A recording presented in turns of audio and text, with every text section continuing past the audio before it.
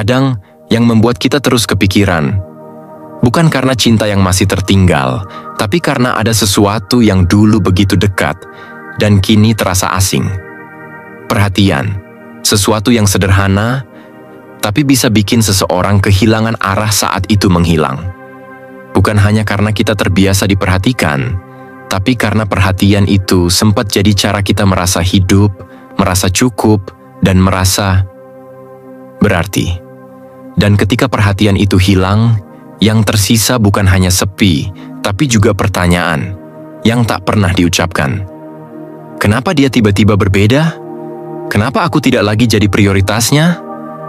Atau yang paling menyakitkan, apa aku memang tidak cukup penting sejak awal? Sebelum kamu lanjut, dengarkan ini sampai akhir. Karena ini bukan sekadar cerita tentang dia, tapi tentang kamu. Dan tentang apa yang sering kita anggap sepele, padahal justru menjadi alasan kenapa seseorang bisa begitu kehilangan. Dan, ya, jangan lupa berlangganan, supaya kamu lenggak ketinggalan kalau suatu hari nanti kita bicara soal perasaanmu yang selama ini kamu sembunyikan sendiri. Sekarang, kita mulai dari awal, dari momen di mana semuanya berubah, tapi tidak ada yang bilang apa-apa. Karena kehilangan itu tidak selalu datang dengan suara. Terkadang, ia datang dengan diam, dan sisanya, kamu hanya bisa menebak-nebak apa yang sebenarnya terjadi di dalam dirinya setelah kamu berhenti peduli. Dan kalau kamu ingin tahu, kita pelajari tahapan obsesi yang bisa terjadi setelah seseorang kehilangan perhatianmu. Bukan sekadar teori, tapi juga cerminan dari realita yang mungkin saja kamu sendiri pernah jadi bagiannya. Bisa jadi dia tak benar-benar baik-baik saja, dan bisa jadi yang dia rasakan jauh lebih gelap daripada yang terlihat. Sekarang, mari kita pelajari satu persatu. Poin pertama, kekosongan yang tiba-tiba.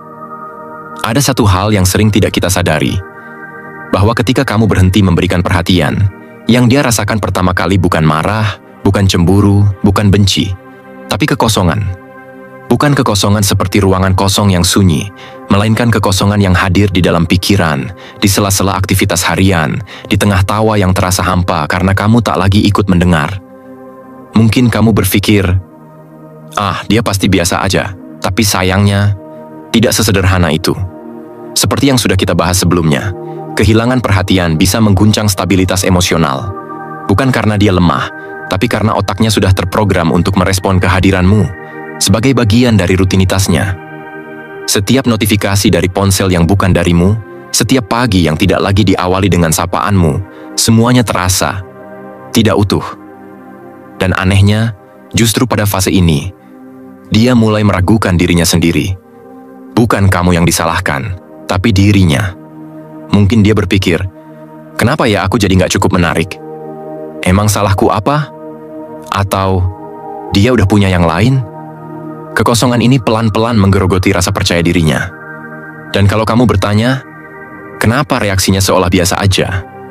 Itu bukan karena dia benar-benar baik-baik saja, tapi karena dia sedang belajar untuk bertahan dengan wajah datar dan hati yang penuh tanya.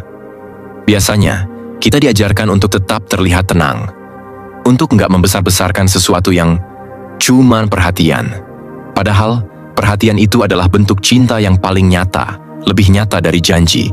Karena perhatian tidak bisa dibuat-buat dalam jangka panjang. Menurut studi psikologi keterikatan, ketika seseorang terbiasa menerima validasi melalui perhatian dari orang yang dia percaya, hilangnya perhatian secara tiba-tiba bisa menyebabkan respons mirip luka fisik di otak.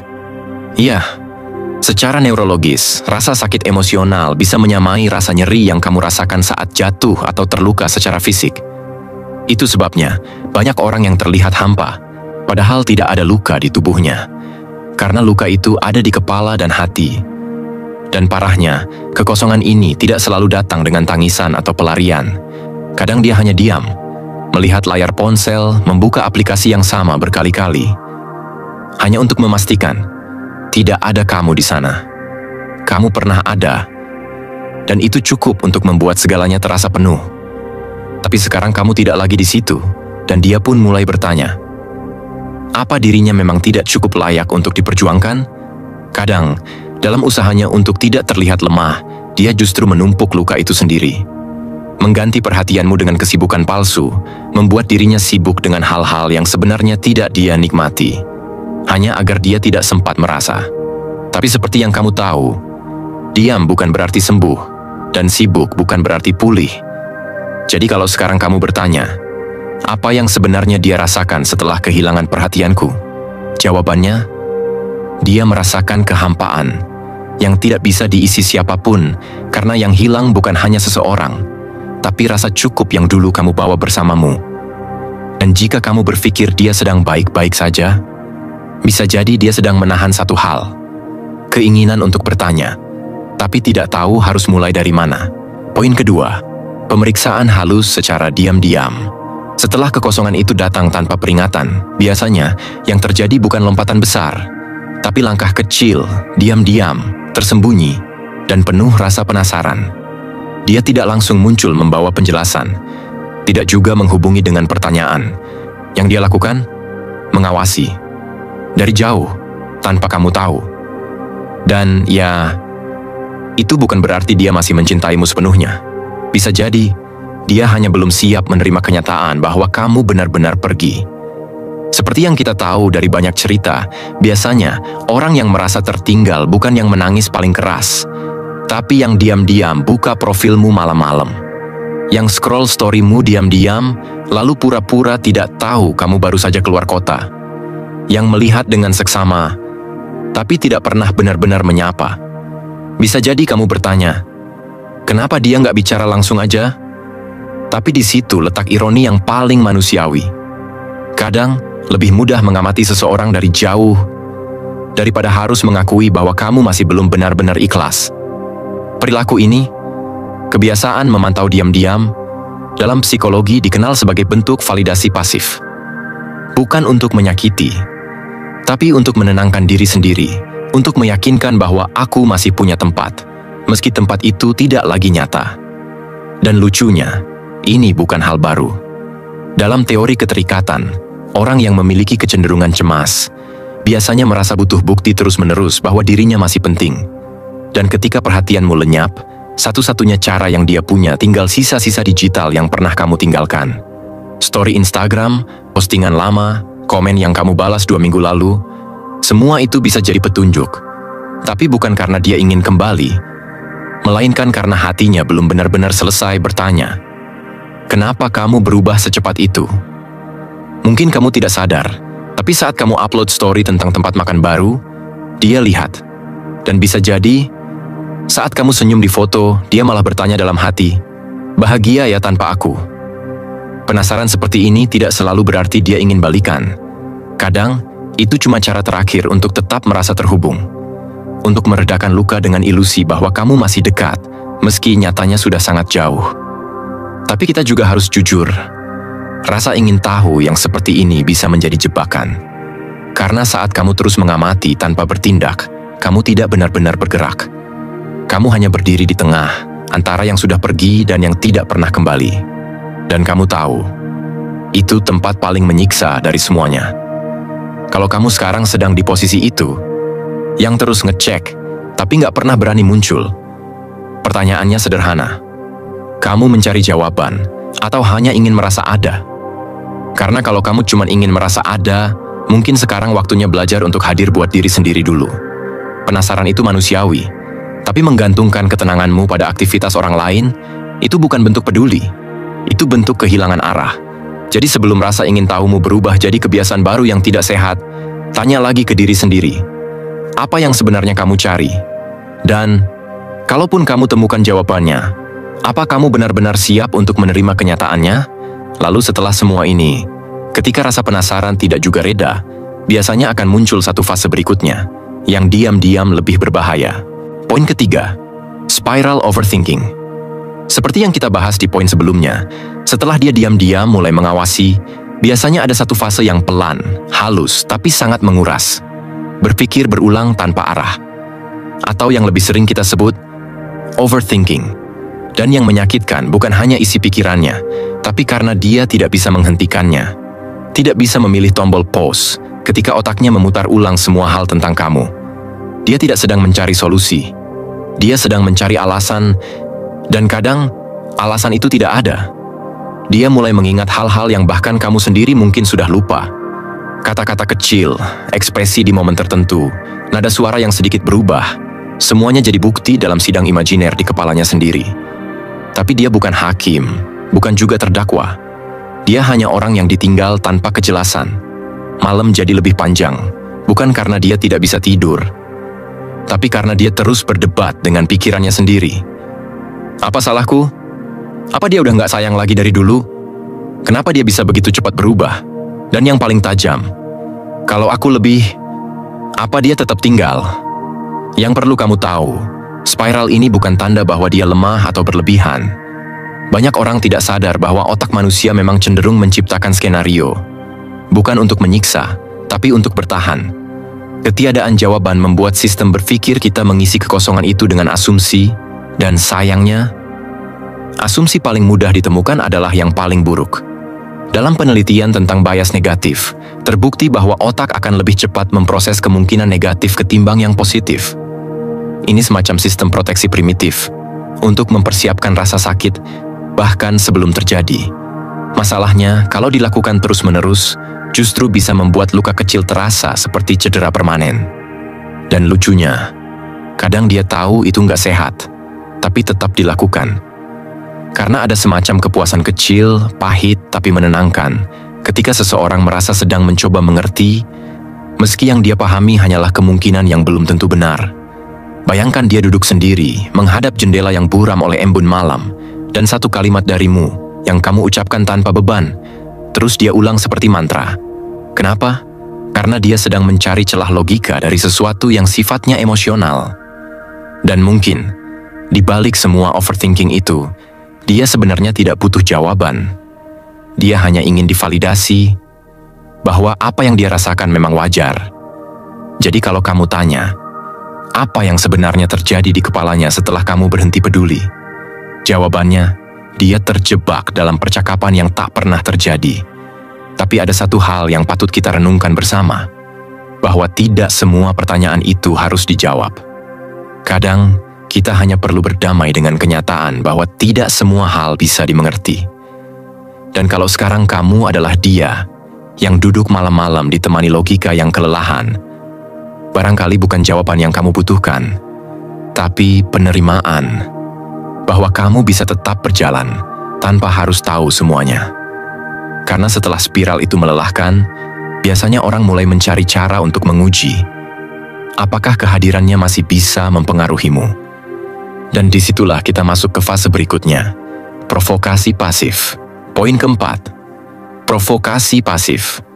Setelah semua perasaan tak terucap itu berputar di kepalanya, seperti yang kita bahas di poin sebelumnya, maka kini tiba waktunya satu fase yang lebih sunyi, tapi jauh lebih terasa menusuk. Saat dia tidak lagi bicara, tapi sikapnya minta diperhatikan. Tidak ada kata langsung, tidak ada pesan, tapi kamu mulai sadar, ada hal yang berubah.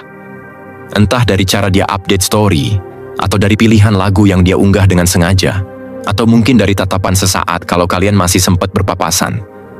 Provokasinya tidak keras, tidak menggelegar, tapi cukup untuk membuat kamu berpikir, ini buat aku ya. Dan kamu mungkin benar, karena ada kalanya seseorang yang diem, sebenarnya sedang berteriak, tapi bukan untuk menguasai, melainkan karena dia merasa, satu-satunya cara untuk didengar adalah dengan tidak lagi bicara.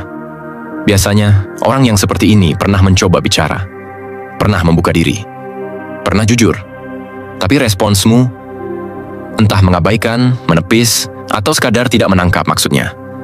Jadi kali ini, dia tidak lagi memilih komunikasi yang terbuka. Dia pilih strategi. Tunjukkan rasa, tanpa harus mengaku. Dan ya, mungkin kamu pernah lihat, postingan yang anehnya mirip dengan kejadian yang baru kamu alami. Sebuah quote yang terlalu cocok dengan percakapan kalian seminggu lalu. Atau pilihan outfit yang mendadak lebih berani dari biasanya, seolah ada pesan tersembunyi di balik semua itu. Tapi kamu tahu apa yang paling menyedihkan? Dia melakukan semua itu bukan karena ingin bermain, tapi karena dia tidak tahu lagi bagaimana harus merasa berarti. Dalam teori perilaku pasif-agresif, ini adalah bentuk perlindungan. bukan serangan. Ini bukan tentang aku harus menang, tapi tentang tolong, lihat aku sebelum aku benar-benar hilang. Kadang, seseorang diam bukan karena kuat, tapi karena sudah kehabisan cara. Dan dalam budaya kita, hal seperti ini bukan hal baru.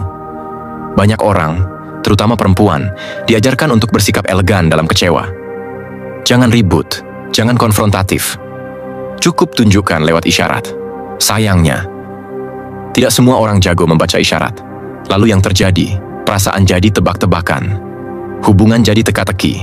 Tapi di balik itu semua, bisa jadi, dia hanya ingin tahu satu hal. Masih pentingkah aku untukmu, walau aku tidak minta?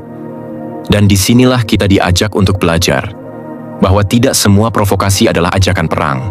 Kadang, itu hanya tangisan yang dibungkus diam. Jadi kalau kamu melihat tanda-tanda itu, bukan berarti dia sedang memainkanmu. Bisa jadi dia sedang menguji satu hal. Apa kamu peka? Atau kamu benar-benar selesai? Dan kalau kamu memilih untuk tak merespons, ya, dia mungkin akan berhenti. Tapi bukan karena sembuh, melainkan karena putus asa. Setelah ini, biasanya dia tidak mencari konfirmasi lagi dari kamu, tapi dari satu hal yang lebih kejam, membandingkanmu dengan orang lain. Poin kelima, fase perbandingan. Setelah semua kode tak tersampaikan dan diam yang mengandung pesan, biasanya muncul fase yang lebih sunyi tapi lebih dalam. Saat bayanganmu tak lagi dipanggil, tapi hadir sendiri di setiap perbandingan yang tak diucapkan.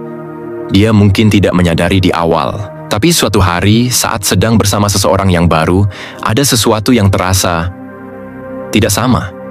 Entah tawa yang kurang hangat, atau perhatian yang tak sehalus dulu.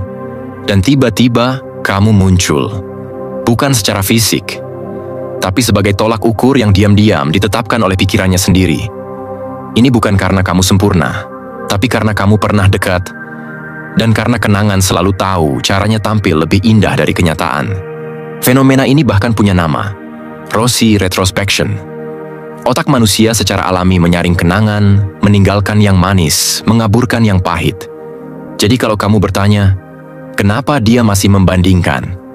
Mungkin karena hatinya belum selesai memahami perasaan yang dulu. Atau bisa juga, karena hubungan baru itu belum memberikan rasa cukup yang pernah kamu beri, meski mungkin kamu pun tak sadar pernah memberikannya. Di situasi seperti ini, dia bisa mulai menyalahkan orang baru tanpa alasan jelas, menuntut lebih, atau malah merasa hambar, meski hubungan terlihat baik dari luar. Karena sebenarnya, yang dia rindukan bukan kamu, tapi rasa yang muncul ketika kamu masih di sisinya. Dan itulah kenapa dia terus membandingkan.